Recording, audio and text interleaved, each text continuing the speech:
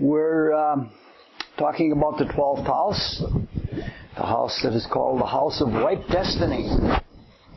And sometimes hangover destiny might be a better term.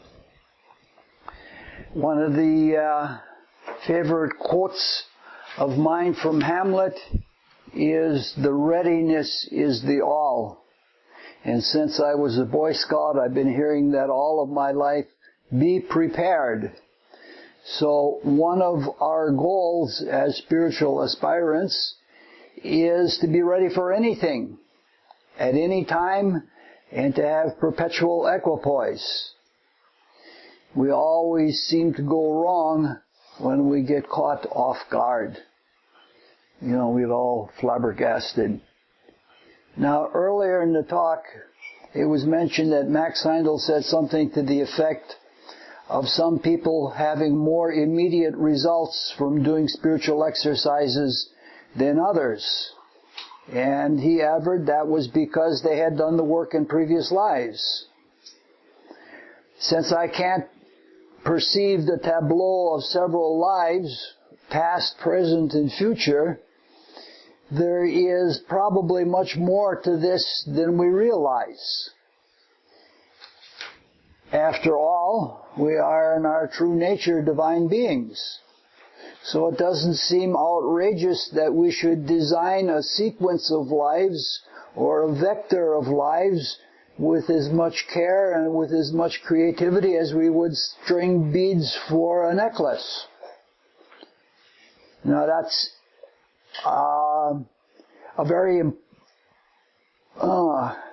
I'll give a very embarrassing example from my own life. I mention it every now and then. At one time in my life, there were several of such times, I was about to launch into an enterprise that was not to the best interest of my spiritual development. And just at the moment I was about to commence, the inner voice silently screamed, "But I've worked lives for this." And in that moment, it was as if the entire universe came crushing down on me, because the truth of that was really strong. So our lives are not happenstance things, even though sometimes we think they are. Our individual evolution is a microcosm of the general solar evolution. And the divine hierarchies help as much as possible to get as much as possible out of each lifetime, and to do that in harmony with the divine plan. Beside consistent persistence, one of the most important things in spiritual exercises is timing. If you try to delay, it's not as bad as if you try to force things open. One time in the 70s, a young man used to come in the store. He was open-minded and he was looking at all kinds of spiritual groups. And he got involved with a group that told him, all you have to do is breathe in this way and feel the spinal energy coming up your spine, and it'll get to a certain vertebra, and it'll be stopped. And then with all of the force of your will, you bring it past that blockage and into the cranium, and you'll have bliss forever. 6 months later, he got out of the mental institution. And being the nice guy that he was, he associated with all the people he had before. And the same people that egged him into this kind of activity said, "You got to try it again. This time it'll work." But he was once burned, twice learned, and he said, "No, thank you." He said, "I think I'll just study from now on," and he became a theosophist. Now we're going to look at some horoscopes with regard to this, and 3 of the horoscopes are of people who knew each other. And we're going to look with regard to timing and readiness. The example that I just cited from my own experience is an example of ripe destiny. And that kind of destiny is associated with cardinal signs. And not all destiny is that instant. Some of it takes quite a while to come to ripeness. That type of destiny is usually fixed sign destiny. Now Max Heindel in the Message of the Stars tells us with regard to the octave planets, which are now Uranus, Neptune, and Pluto, and then in Max Heindel's time were Neptune and Uranus, that we should be thoroughly based in Jupiterian values, in goodness, in morality, in positivity, before we try to awaken the octave planets. When you awaken them physically in activity, and you awaken them in your whole psychology. Now the next horoscope is an example of both slow developing destiny and the awakening of the octave planets prematurely. It is the horoscope of Charles Ledbetter, who was a British clergyman, and he became interested in theosophy through A.P. Sinnett, who was in the inner circle of Madame Blavatsky. And Ledbetter became interested in Mahatmas, in masters, and he was especially interested in clairvoyance.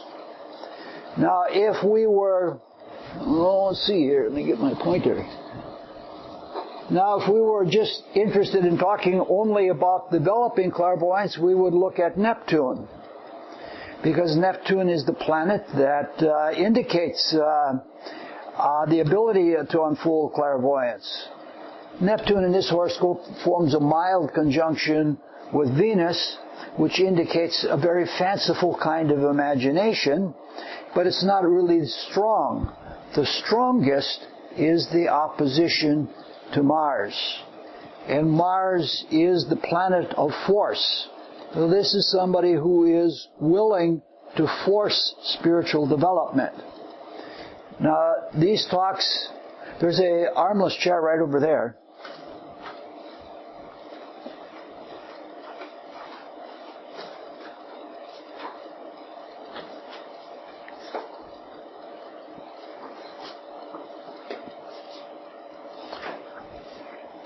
These talks are about the 12th house.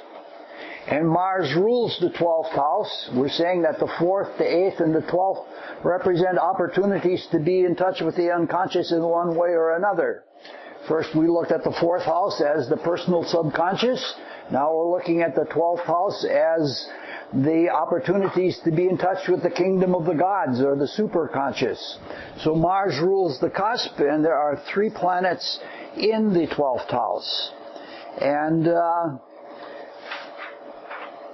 force is the key that Charles Ledbetter used to get into the 12th house. Now Saturn is in 12th house, indicating that there's a lot of ripe destiny. But Saturn is square to the Sun, and that indicates a little bit of selfishness. Uranus is basically unaspected, so that can go either way. So the caution for Ledbetter about the 12th house came from the masters themselves. He had this desire for clairvoyance, so he went to India. And in India, he supposedly connected with Kudhume Lal Singh, who was one of the masters that was behind Madame Blavatsky. Did I pronounce it right, Ela?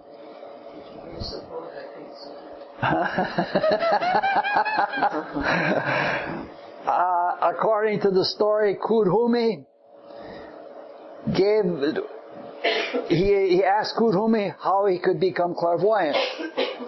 And Kudhume supposedly said to him, he could be given exercises to become clairvoyant But if he did so at this time, he would have greater problems later in life, and that it was unwise to do so. Ledbetter took his chances, and he took the exercises and used them, and he opened clairvoyance before he had the Jupiterian morality well developed. Now he was, he wrote a lot of things on clairvoyance, and he was even a friend of Max Heindel, because Max Heindel got into spirituality through the Theosophical Society, and Max Heindel was very grateful to Ledbetter. However, as time went on for Ledbetter, problems arose. He was in India in some capacity at the Theosophical Society, and he noticed a child with a very bright aura. And somehow he got the notion that child, whose name was Jiddu Krishnamurti, was going to be a new world teacher. So, somebody who was going to be the new savior. And so he set into motion a school to educate Krishnamurti and other boys from India. And the idea was that even if he wasn't supposed to be a world teacher, that if he was educated from childhood on using theosophical principles, that he would surely become a world teacher. So, beside being taught theosophy as children, which I think is a horrible thing to do, Western culture was taught. And some of the Western culture that was taught was masturbation. And an inordinate amount of time was spent teaching Western bathing methods. And in short, there were suspicions and then charges of pedophilia. And he became persona non grata in India and went back to England and got involved in a similar kind of scandal in England and almost brought down the entire Theosophical Society in the battle over it. And he made his way to Australia. And in Australia he kept accumulating more and more morals charges, and he eventually died in Australia in exile. The 12th house is the house of exile. Now, we're not saying a whole lot astrologically about this, and all these things. We're only looking at little things in the horoscope. To open clairvoyance, one activates and coordinates the pituitary body and the pineal gland. Last night we talked about the pituitary body being the only endocrine gland that is connected to the nervous system, and it can be set in motion by a voluntary action through the nervous system, which is the way the virtual bridge is made between the pituitary and pineal. It's not merely a physical activation. When the physical pituitary is activated, the spiritual side goes along. And the worldly side of the planets as well as the spiritual side gets awakened. And in this case, it's easy to misunderstand the infinite and universal things represented in the psychological effect of Uranus and Neptune. And it's easy to go astray. For example, Uranus, the planet in the 12th house that we're talking about, is the planet of altruism. But if you're not thoroughly imbued with discretion and high-minded morality, universal love can be, can be confused with universal affection. And universal affection is, let me touchy-feel everyone. And that's the sort of thing that the kind of pedophilia, the kind of homosexuality that developed in him. So this is a perfect example that of Max Heindel's statement, be very careful before you directly try to activate these things. All right, it's probably not a good idea. Yes? Yes, does this also show that he only reached the reflection sphere? No, it doesn't. We don't know that for certain. He seemed to write about quite a few things in his clairvoyance that indicate that he could go all the way into the desire world. So, all right, let's look at something also out of time but less tragical. Let's look at someone who made a similar mistake but who made a partial comeback. Probably the best friend that Ledbetter ever had.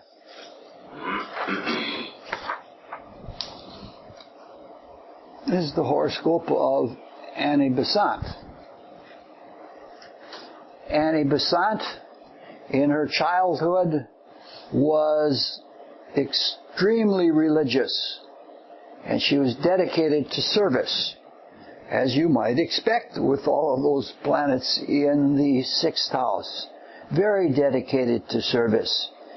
And even to the point of martyrdom.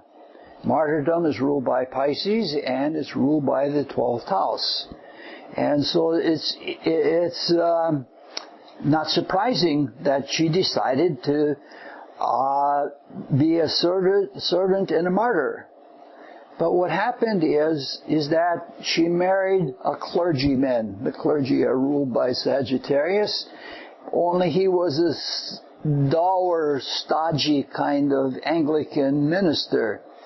And it took all the life out of her. And she divorced him. And after she divorced him, her Uranus really kicked in because she became a Fabian socialist. And she was arrested for disseminating birth control literature. The socialism is ruled by Uranus, and Uranus is opposite these planets, especially Mercury, in the 6th house. And somewhere along the line, she met Madame Blavatsky, and she was so impressed that she espoused Theosophy. And she eventually became president of the Theosophical Society. She also supposedly made a connection with the Mahatmas and received instruction from Kudhumi. But she was not given the same warning.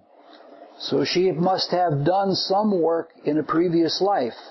She and Beatrice Webb used to fast a lot, and when they fasted, they would have involuntary clairvoyance. Beatrice Webb was another one of the Fabian socialist circle. So she had a pretty strong moral side to her. If we look at it, Mars is sextile to the Moon and Jupiter. So we can see that she had a pride that she't want to or wouldn't stoop to something low. So that she didn't have the same problems that Ledbetter did.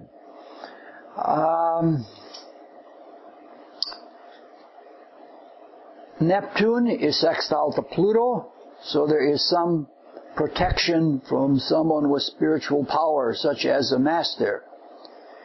There is a T-square in the cardinal signs, and the T-square is between these planets, Mercury, Venus, and the Sun, together with Jupiter and the Moon and Uranus.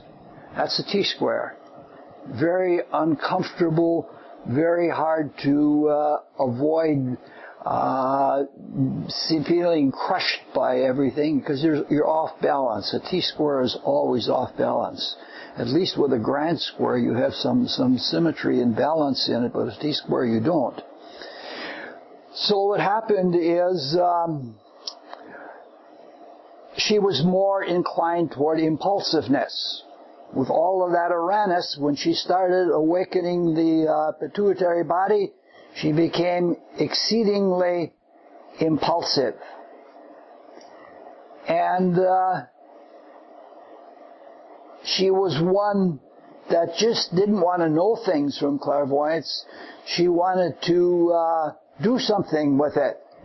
Because the cardinal signs, which the T-square is in, the key principle is action. So she wanted to do something with investigating past lives. And so with Ledbetter, they would regularly sit down and look at the past lives of prominent theosophists, especially Krishnamurti. And they wrote some interesting books. They're questionable, and there are a lot of dubious things in them, but they're very, very entertaining. The final big book that came out of it is called The Lives of Alcyone. And Alcyone was Krishnamurti, and then they had Annie Besant herself was Heracles, and they were all named after stars or constellations. They make great reading, but she didn't know what she thought she knew. For instance, she taught that with regard to past lives, that for 7 times in a row you're born as a male, and then for 7 times in a row you're born as a female. But she remembered her past life before this one, who was Giordano Bruno, who was a theosophist at the end of the Dark Ages, who was burned at the stake. And before that, she was an Alexandrian mathematician with inclinations toward Neoplatonism called Hypatia, a female mathematician who the Archbishop of Alexandria fell in love with, and when she wouldn't respond to his advances, he had all the flesh ripped off of her body while she was alive with clamshells. Not very nice. So it's not surprising that in her life as Annie Besant, she became anti-Christian. In fact, a lot of people in the Theosophical Society were anti-Christian, including Madame Blavatsky and James Morgan Price and all of those people. And this goes along with what Rudolf Steiner had to say. Rudolf Steiner says, Theosophy is for people who are ready to start learning about the spiritual worlds, but who are not ready for Christ. And it's a perfect example of that. Now, in the case of Annie Besant, even though she was impulsive and rushed things, she didn't have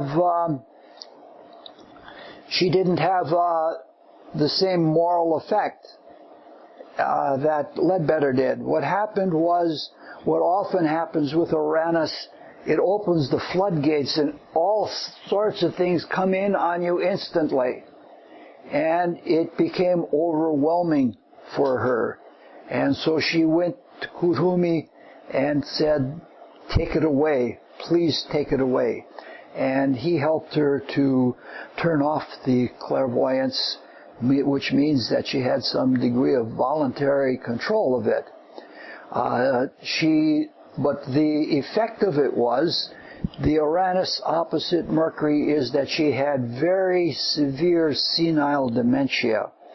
Again, Uranus wants everything now, and it wants things instantaneously, and it'll charge and force things open really quickly.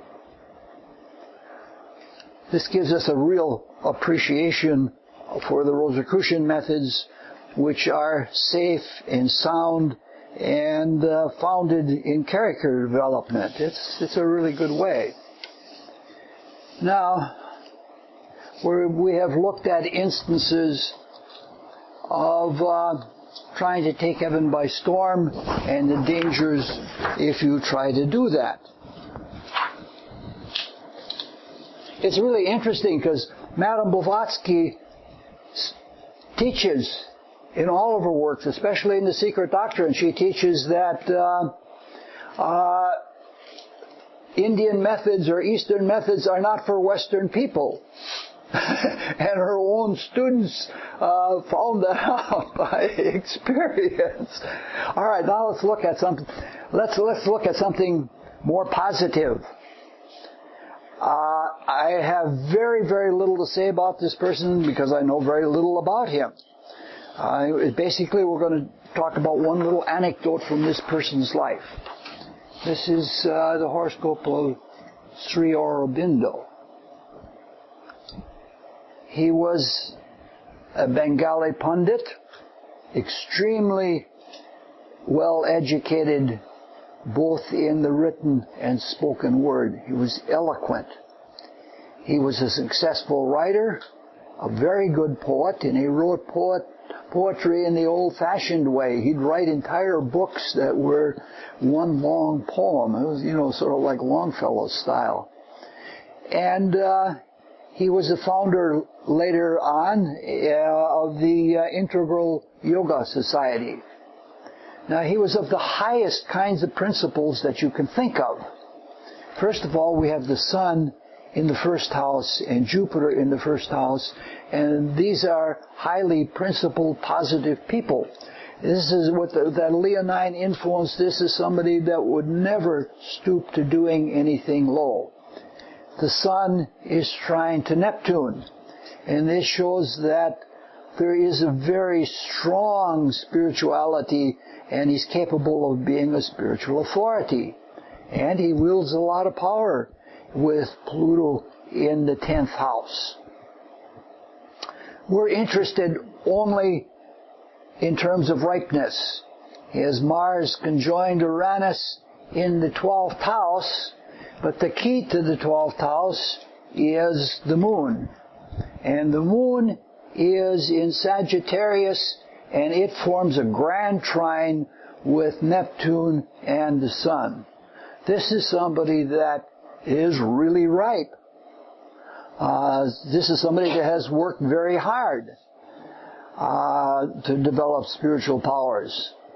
Mars in the 12th house is square to Neptune, which it both deposits and disposits, but he had enough forbearance to not force anything.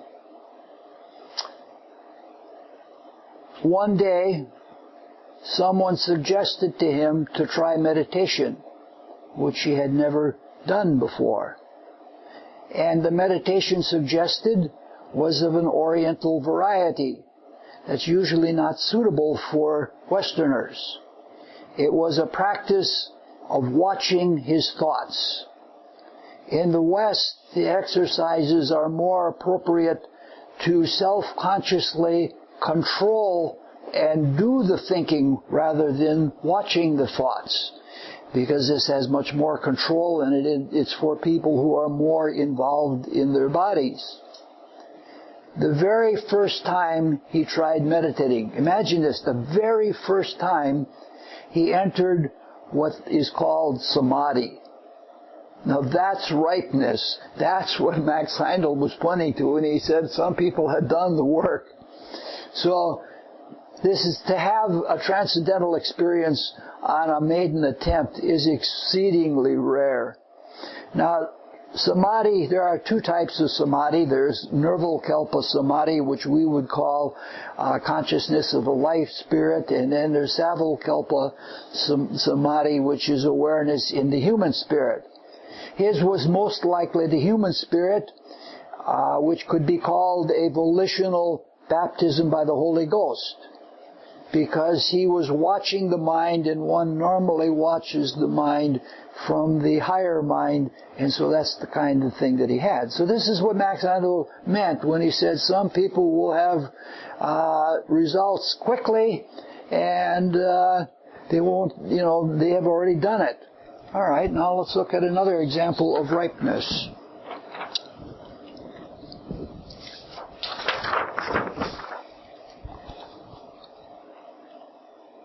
This is the horoscope of Max Heindel.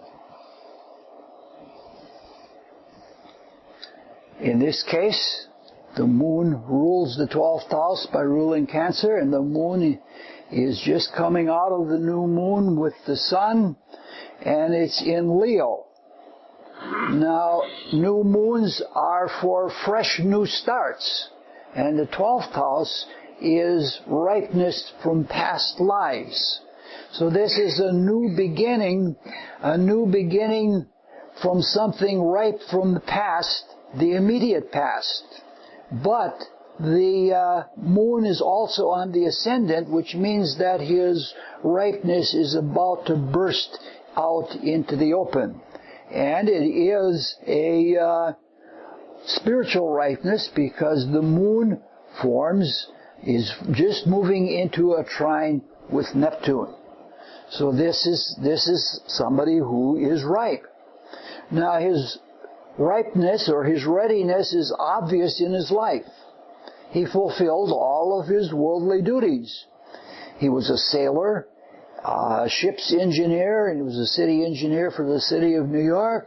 And he had 2 marriages and had children, and he had fulfilled the material world. And when he did, he became exceedingly interested in spiritual things. His ripeness awakened when he attended a lecture on clairvoyance by Ledbetter.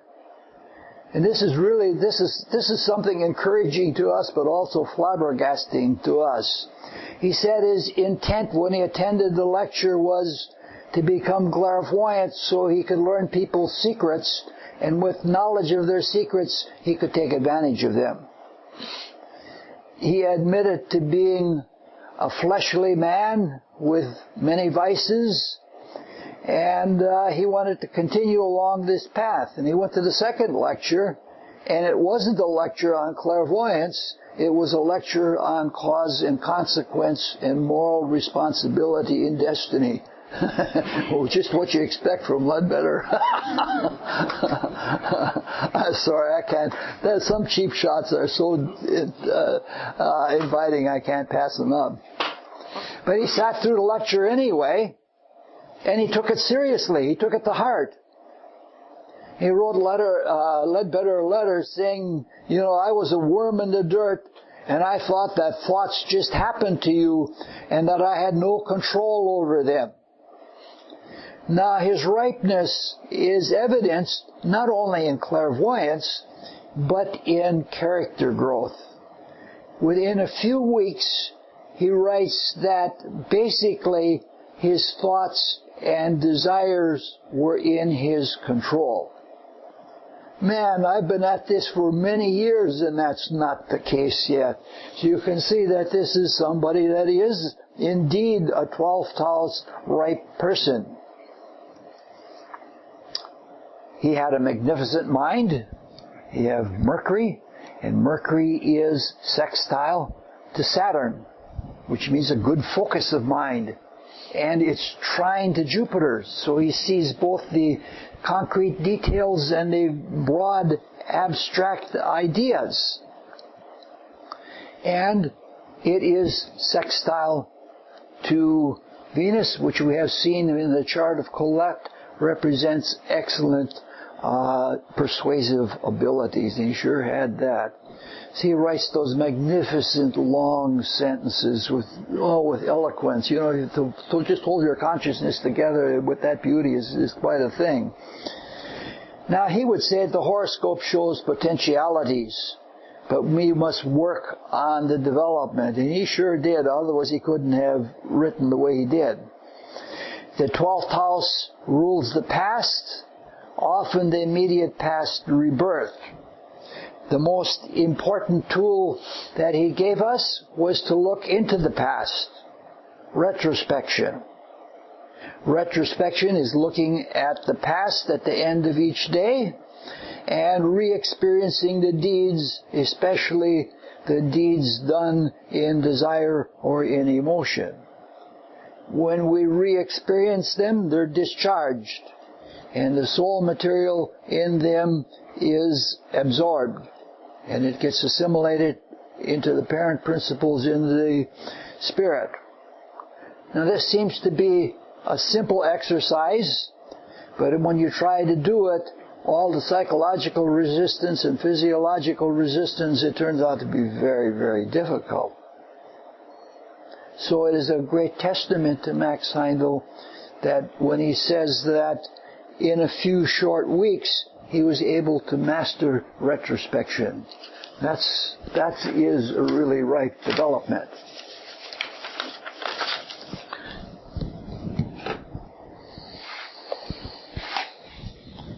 Now, in the rest of this series of talks, we're going to look at the 8th house relative to the unconscious. And we're going to look at examples of the principles involving the 8th house. And by now, many of you have been wondering why we did things in the unusual order that we did things. Normally, you would expect to go from the 4th house to the 8th house to the 12th house. We went for the 4th house, the 12th house, and now the 8th house.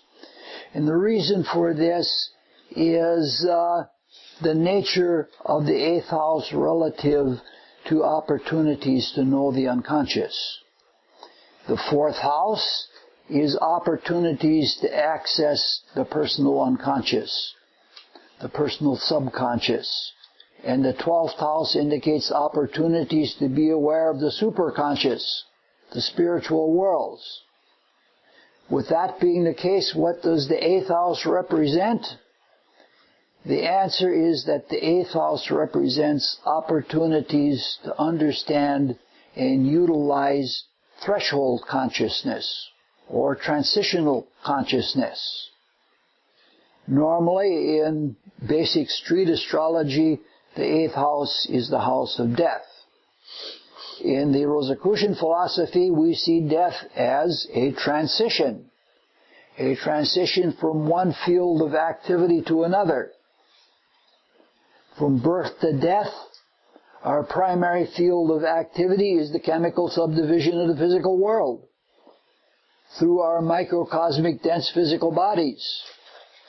At death, our primary field of activity is the inner spiritual worlds. We process the experience stored in process the essence of the experience stored in our personal subconscious at the negative pole of the reflecting ether. We remember it from the ethers and we build it as impressions into the desire body, and then it gets processed in purgatory and first heaven. Now the essence of this experience is called soul. And soul is absorbed and assimilated. And it becomes food for the spirit, just like when we eat food for the physical body, we digest it, we absorb it, and we assimilate it. By assimilation, we mean we take it to a similar place in character. Oils go to the heart, sugar goes to the brain, and things of that nature. If we are able, we do other things while we are especially in the first heaven. Same kind of things that we do when we are invisible helpers. We teach, or we heal, or we take part in creative work. Now these activities are now what could be called part of the superconsciousness, unless we have open spiritual sight or have become conscious invisible helpers, then they're second nature to us. All of our thinking, emoting, and acting are performed in the world of thought, the desire world, and the etheric subdivision of the physical world. However, we're not conscious of all of those activities. Some of them. We're conscious of some of our desires, but not all of them. We're conscious of some of our thinking, but not all of it. So a lot of it remains unconscious. To become conscious of things in the personal subconscious or the superconscious, we have to bring them across the threshold. The threshold between consciousness and unconsciousness. And the impetus and ability to do this is called threshold consciousness. Now, death is normally a one-way street. One crosses the threshold and doesn't come back until the next rebirth. For a conscious invisible helper, it's not like that. A conscious invisible helper has a conscious life here, and another conscious life, maybe unconscious if we're not awakened, on the other side. And sometimes the invisible helper can bring back the content of that which was learned or done on the other side back to here. This is what Paul means when he says, I die daily. He leaves his body, and it's almost as if it were dead. and he returns in the morning, so he dies daily. So from this we can see that the opportunities of the 8th house are like the French doors of a commercial kitchen. They swing both ways. And this is something that has practical application. For example, with regard to the 4th house subconscious, on retiring, we can place a suggestion through the 8th house, so to speak, that we're going to wake up at 8:15 in the morning. And at 8:15 in the morning we wake up without an alarm clock. Properly used, suggestion pushed through the doors of the 8th house is a wonderful thing. But it has limits. We can't suggest to ourselves that we're suddenly going to understand the general theory of relativity. But there are a lot of things that we can suggest. We can suggest to ourselves that we're going to try to be more open to understanding things. But it has to be used sparingly. My observation is that people who use suggestion a lot become very shallow people. And when you use suggestion, you have to be able to put the suggestion across the threshold and be ready for the response and aware of the fact that you have made the suggestion. Because when you go across the threshold, it's basically a black box effect. So, success in this varies from person to person, to how strong they can place the suggestion and how open the gate is to bringing things back. Now, if you don't remember placing the suggestion, or you lose touch of it, and suddenly the suggestion becomes ripe, it seems like a miracle has happened. And people then get hooked on suggestion, and they think that they're going to make magnificent people out of themselves by suggestion, and all they can do are the things that are limited to suggestion. So this is one application of threshold consciousness with regard to the 4th house. There is an application of threshold consciousness with regard to the 12th house.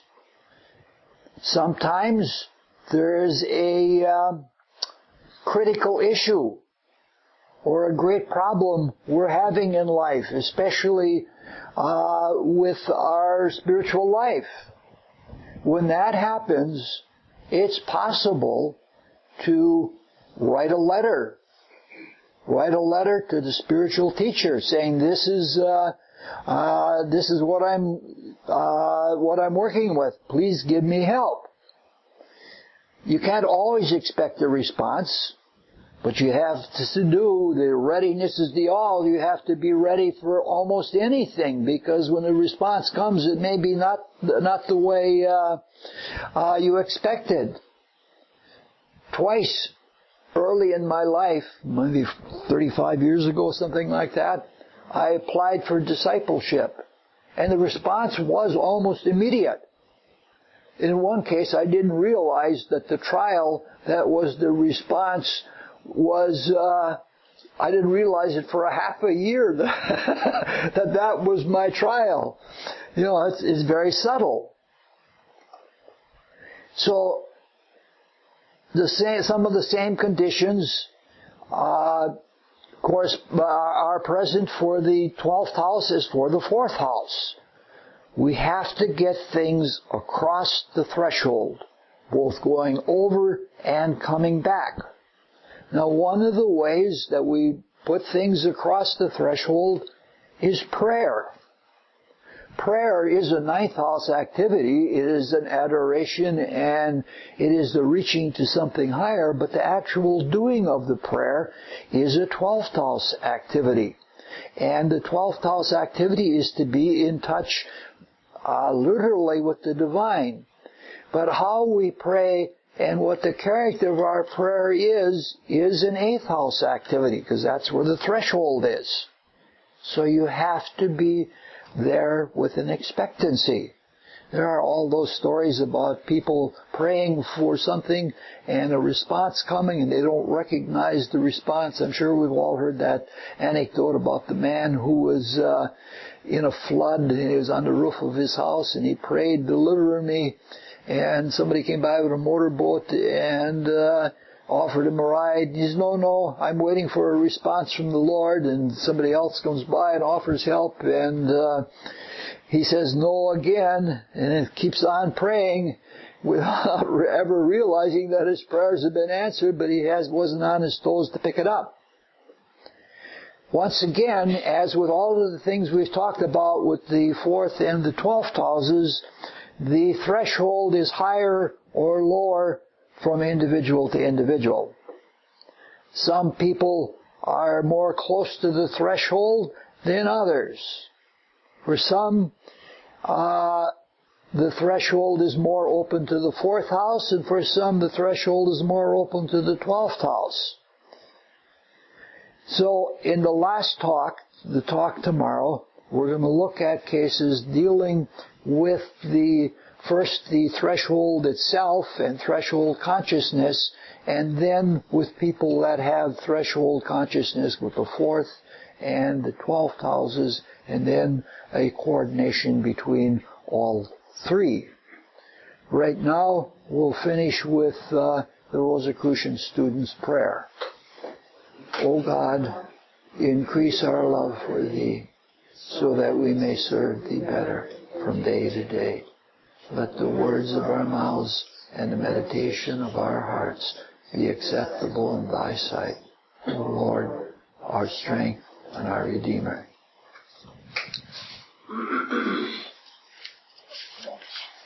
I want to make an announcement. I got 2 cards.